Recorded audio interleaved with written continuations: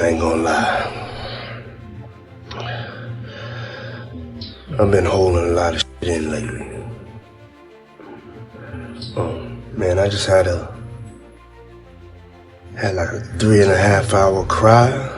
What do I owe the pleasure? What do I owe the pleasure? Last time we speaking together, she washed your car for you. We washed your car with no shame in our hustle. When you got them getting it to that wash, and you know that tip gonna be good like this right there in this car. Y'all better stop buying this slippery soap, man. What's going on there? The streets have been talking, but nobody expected this. 50 Cent just dropped some tapes that have Rick Ross looking like he's about to lose his mind. And baby, this ain't your regular hip-hop beef anymore. We've got the full story on how these leaked tapes about Ross and Diddy hit the internet. Trust me, when you hear what's on them, you're going to understand why Ross is ready to burn the whole industry down. The way 50 played this chess move? Legendary mess. Just like New York, just like Mount Vernon, New York City, Mount Vernon, and Miami, all that is the same, bruh. Nobody wants to be near him. Nobody wants to touch what he touched, be where he at. You understand? It's crazy, bruh, how his fall from grace, which was never from grace. It's just like the devil just kicked him out of hell, because he was never in nothing graceful and did anything graceful. You know what I'm saying? I don't care what you say about, okay, he did the music, he had the bad boy legacy and everything like that, man. But, you know, a few albums, a few people, you know, made to be famous, but they not here to tell their story. Black Rob, Biggie, Craig Mack.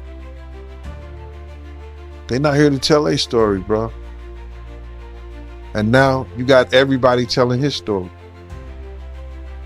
Yeah, and I know 50, he did a recent interview with US Weekly saying that the reason why rappers are quiet about, you know, Diddy's situation is because they've been to his parties and they don't know what got caught on tape. Bruh, those people who was caught at Diddy party did not know that he had 250 tape recorders in that house. That's a big house. Big house, girl. Let me tell you, 50 Cent has been playing the longest game in hip-hop history with this one. Back in 2009, when Ross first came at 50 with that Officer Ricky mess, everybody thought it was just another rap beef. But 50, he was thinking way bigger than that. See, while Ross was out there thinking he won their little back and forth, 50 was quietly moving like a snake in the grass, collecting receipts and building connections. Every time Ross would post something flexing about his Wingstop money or his car collection, 50 would just watch and wait. He wasn't responding to the little jabs anymore. He was gathering ammunition. The way 50 planned this takedown, pure evil genius. He waited until Ross was all over social media, promoting his new Checkers franchise and bragging about his latest business moves. Ross was feeling himself, thinking he was untouchable in the industry. That's when 50 knew it was time to strike. If you were paying attention to 50's Instagram the week before, you could see him setting it all up. First, he started posting cryptic messages about how some people ain't who they pretend to be. Then he threw up that post saying, "Tick, tick, tick, time's running out for some folks." Nobody knew what he was talking about, but the streets were watching. Then boom, on a regular Tuesday afternoon, when everybody was just minding their business, 50 hit the gram with that first tape. No warning. No build-up. Just straight destruction. The way he did it was cold too. He didn't even put a caption. He just let the footage speak for itself. Within minutes, the whole industry was blowing up. But he had 250 tape recorders in that house that they took, that the feds found.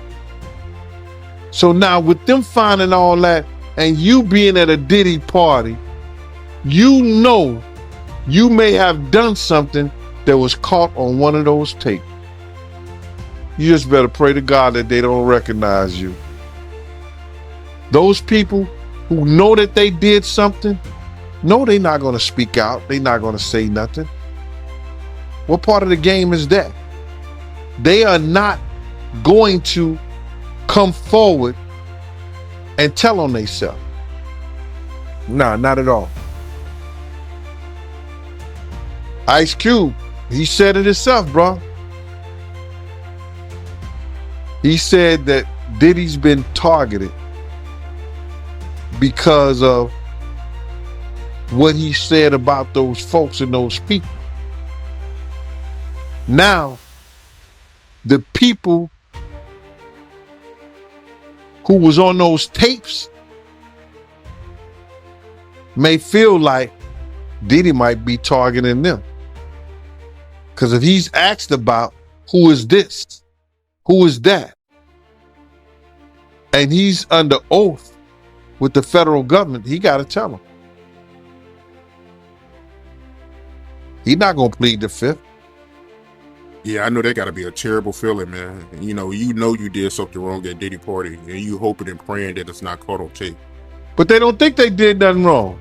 That's their lifestyle. That's their lifestyle, bro.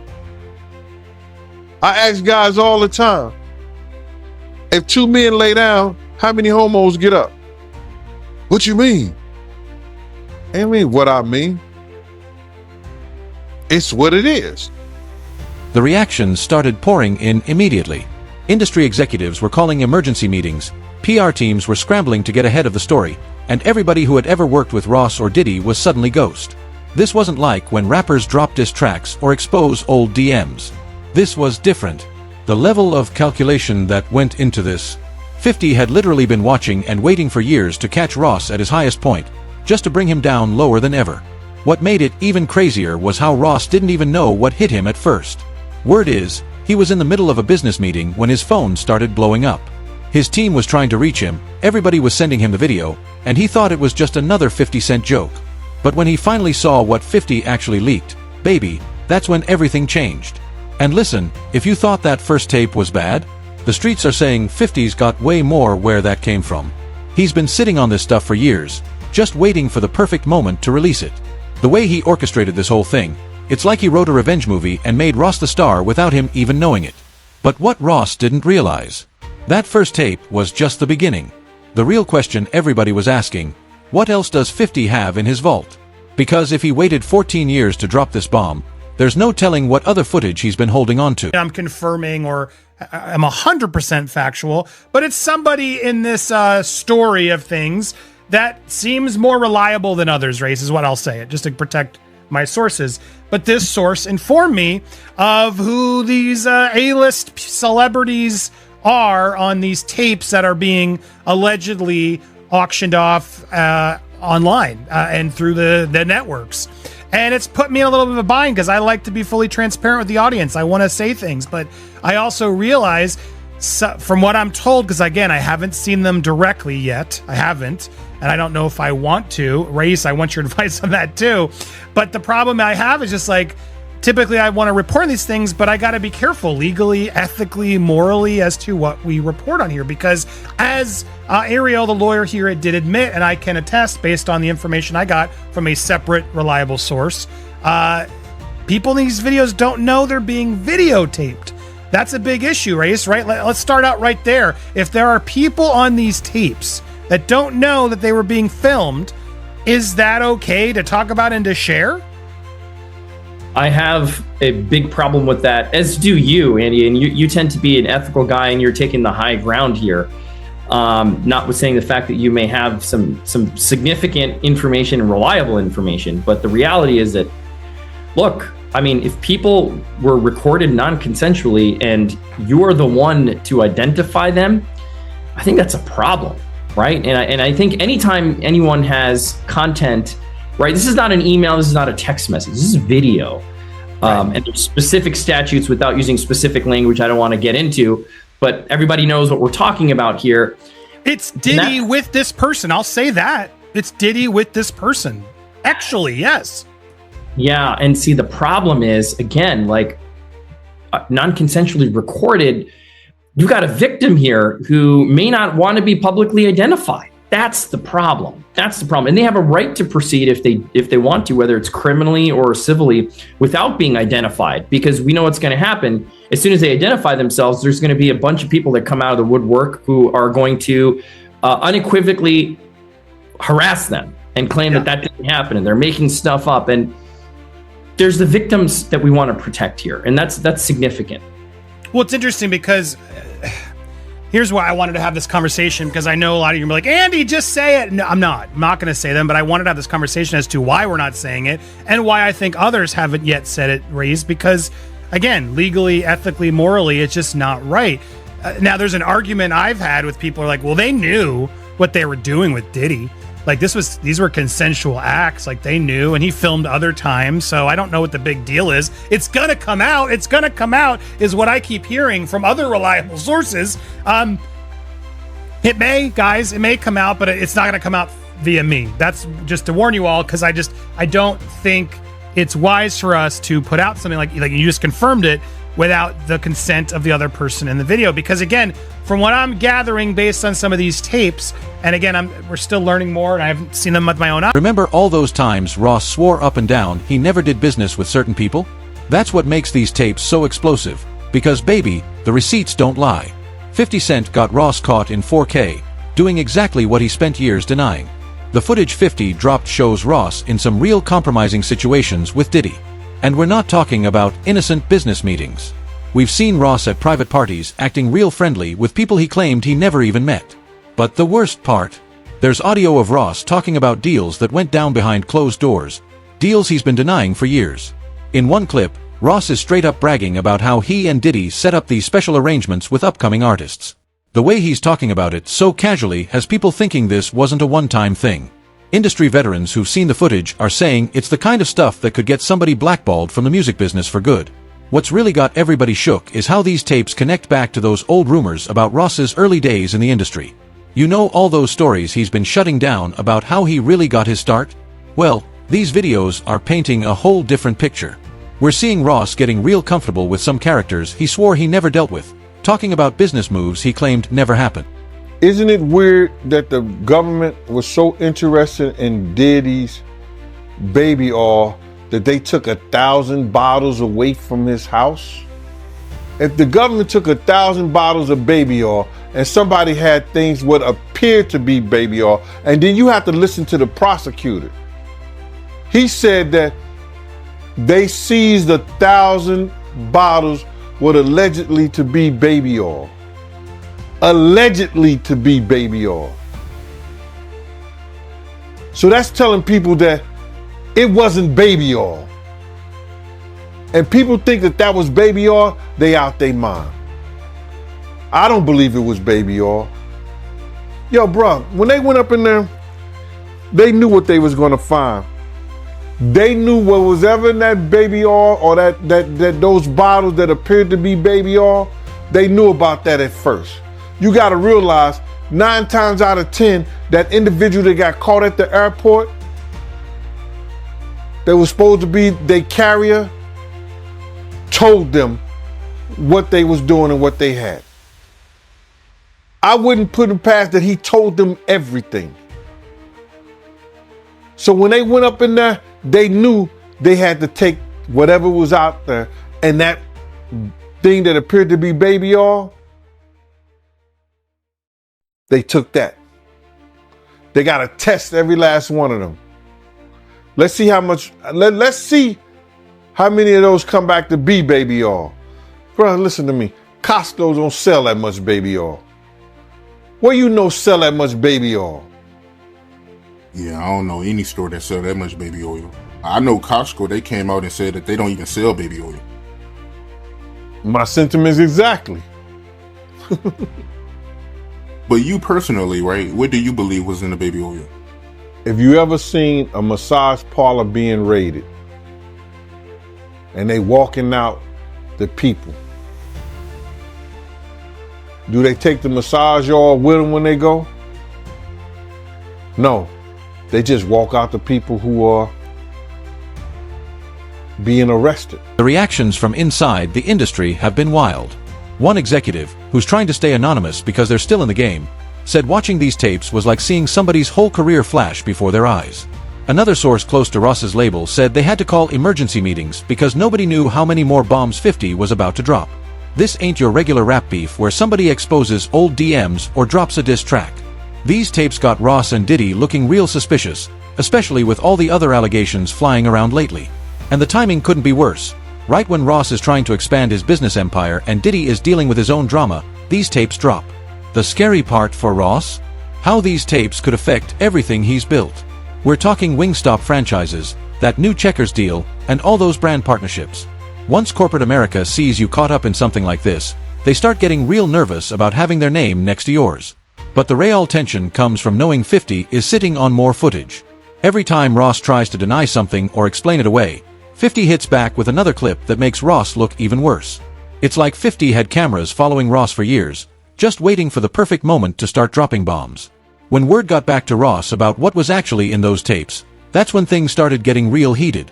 Because it's one thing to hear people talking about what they saw. It's another thing entirely to know there's video evidence out there showing exactly what you've been trying to keep quiet. And the way Ross responded, baby, that's when everything went from bad to worse. If you ever seen a person getting arrested and the people being arrested in those brothel houses, do they take out the stuff in the brothel houses? No, they don't. They take the individuals who are being arrested out the brothel houses. For them to take 1,000 bottles of baby oil, it's like that they did not leave one. They left people there, but they ain't leave not one bottle. Nobody needed no baby oil. So my whole thing about it is that there was something in that other than baby oil. That's why they took all the bottles. And 9 times out of 10, if I would give it a wild guess, it was, and like some of the people told me, it was probably that GHB. What's that? I think it's gamma hydrox.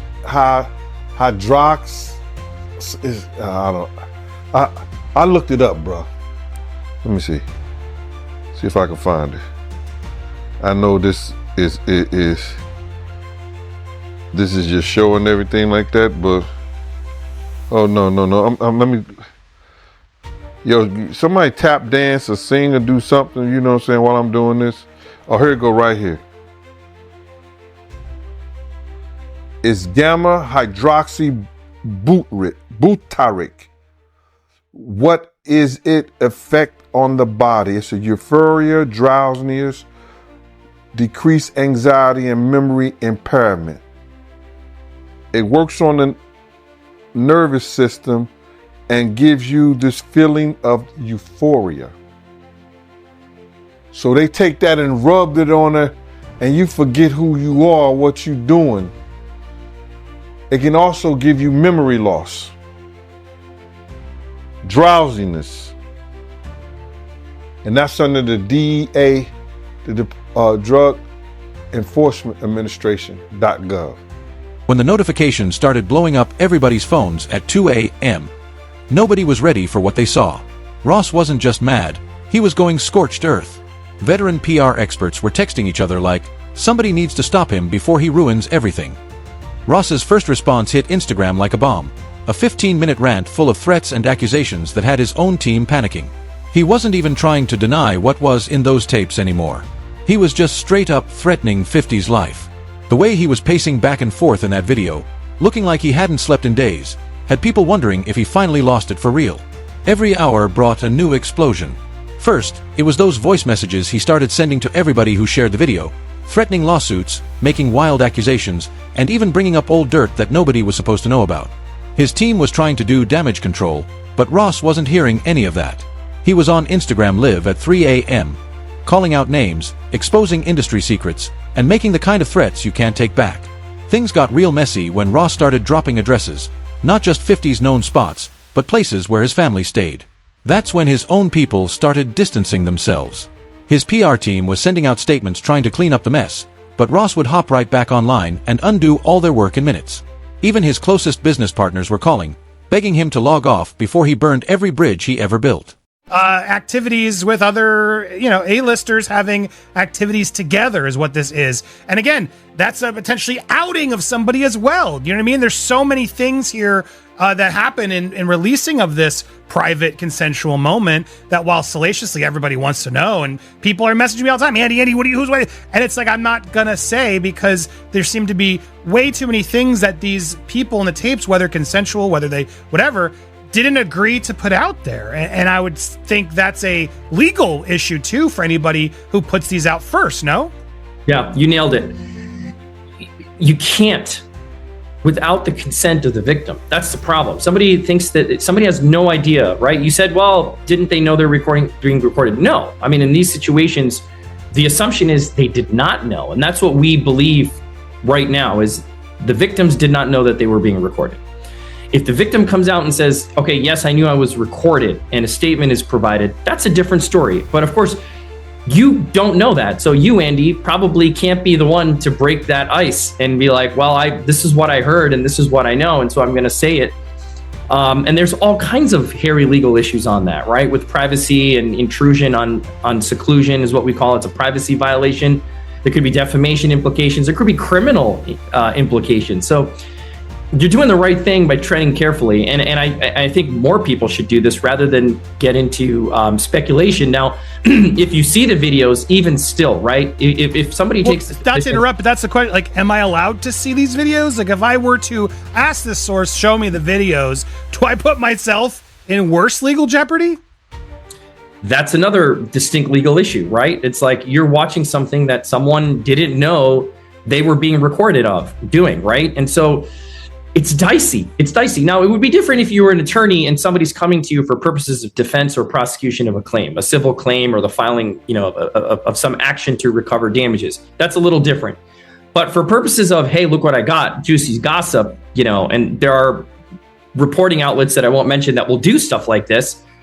I don't know that it's the smartest thing to do. I don't know that it's the careful thing to do. That's for sure. Or it's the ethical or moral thing to do.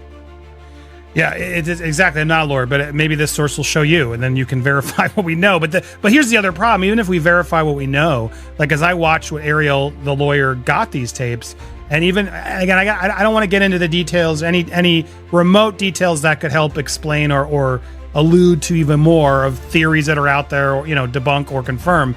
But I will say, hearing what I heard, which again isn't confirmation, but hearing what I heard, it makes me dislike what Ariel's doing even more, because I think there are going to be people out there, if this information does get out in some way, that are going to deny that these people are victims, that they're going to try to say, oh no, they're just consensually thing and they were hiding this affair and yada, yada, yada. And I don't see it that way personally. I mean, and granted, I haven't seen or know, like this isn't somebody involved from what I've gathered in these tapes of them, doing it to others in a way, criminally, like we've heard in some of these suits. This is just, it almost feels like, again, if it's real, like blackmail material that Diddy keeps to sort of hold over these people's heads. And to me, that's awful to the people in it, whether they agreed or knew or whatever. It still just feels like that's no one's freaking business. And maybe they were doing it for reasons we don't know. Just because we saw it in the tape doesn't mean they weren't feeling pressured in other ways, right? So it's a heavy and complicated thing, but it's not a hard decision to say I can't run with trying to even allude to who these people are. Sounds like the desperate moves started coming quick after that. Ross's team tried getting the tapes taken down with copyright claims, but 50 had already spread them everywhere. Then Ross started offering money to anybody who could help him track down who gave 50 that footage. He was throwing around numbers that had people's eyes popping, we're talking millions, just to find out who'd been recording him. By the time the sun came up, Ross had already violated about 6 different Instagram policies and had his account restricted 3 times. But instead of cooling off, he just kept making new burner accounts, getting more reckless with each post. His lawyers were calling non-stop, his business partners were threatening to pull out of deals, and still Ross wouldn't stop. What really sealed the deal was when Ross started bringing other artists' names into it. He was exposing who lost money, who didn't pay for verses, who'd been lying about their streaming numbers, and who had secret deals they didn't want public. It was like watching somebody set fire to their own house just to try and burn down the whole neighborhood. That's when the industry started splitting into teams. You had folks who'd been waiting years to see Ross get exposed jumping in with 50 and adding their own stories. Then you had others trying to defend Ross, saying 50 went too far. But the way Ross was acting, he was making it real hard for anybody to stand with him. Because when somebody starts threatening families and exposing everybody's secrets, that's when people have to pick a side. And baby, those sides were about to shock everybody. Yeah, I 100% agree. Like, let's let this play out in the legal realm. If you ever get Ariel on your show, I'd love to talk with her and have this conversation if she's willing to do it publicly, because I still don't understand what her role is in all this. You know, and I've heard at times broker, I've heard at times advocate for victim, and I don't want to judge what she's doing or not doing. I'd love to just have a conversation about it, because I personally don't get it, right? This is a very sensitive thing. Again, if this gets turned over to the feds and the feds bring claims and this is outed, that's a totally different story. But the feds do what they're going to do. Like what we talked about months ago on your show, right? When this first went down, we knew when hard drives were seized and things happened that, look, they're going to build a case. They're going to build a case that they think they can prosecute. It's not for us to speculate what's there or what's not. But to say, you know, you have tangible evidence of something on camera that you've seen and that it's being sold in order to protect someone, to avoid being publicly named, which is what even the lawyers are now admitting. It all feels really dirty and shady, man. The only person that makes sense that could buy this is the victim, right? If the victim says, I don't want this to come out. Yes, it was consensual, but I don't want it to come out. I didn't know I was being recorded. Give it to that person. Right, I guess, but you're right, because then they can actually own it. Maybe there is a version of this, so that's what Ariel's trying to allude to. You'll own it, and no other network's going to be able to buy it or show it if you own it and haven't given permission. I guess, is that maybe part of what they're trying to do here, in that the celebrity who buys it can actually then control it just from a clearance standpoint? Yeah, I mean, look, it still raises some legal concerns, right? Because let me say it this way. If this was a transaction, if this is a business transaction wherein the victim is then acquiring the exclusive rights to this tape or tapes, and that the person who recorded it is avowing that they will not use it, I don't know where that leaves P. Diddy and the feds, right? But they have an independent right to bring this stuff to light if it gets prosecuted. But my point is, if you're transferring legal rights of this consensual or non-consensually recorded tape to the victim, I think that's a better position to be in. But then the question is this person even in a position to be able to buy the tape, right? Are they a high-level celebrity?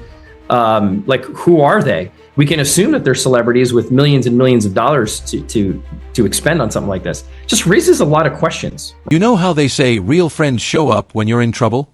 Well, the way these artists were picking sides had everybody's jaw on the floor. Some of Ross's closest day ones were suddenly acting like they'd never met him, while folks nobody expected were riding hard for him. The divide hit different when Meek Mill, who used to be signed to Ross's MMG label, started liking all of 50's posts about the situation. That's when people realized this wasn't just about picking teams anymore. This was about survival. You had artists quietly unfollowing Ross, removing their collabs from streaming playlists, and even canceling scheduled studio sessions. The real gag was seeing who jumped ship quick. DJs who built their whole careers on We the Royalty suddenly moved silent when reporters started asking questions. The streets noticed real quick how those Rock Nation deals and Diddy connections had everybody moving funny. Then you had the new generation taking sides too. Future dropped a story with him bumping 50's Many Men right when all this was popping off, and everybody knew what that meant. Even Drake, who usually stays out of this type of mess, was paying attention. And once the whispers spread to Bad Bunny's camp, the neighborhood knew the storm was only getting bigger.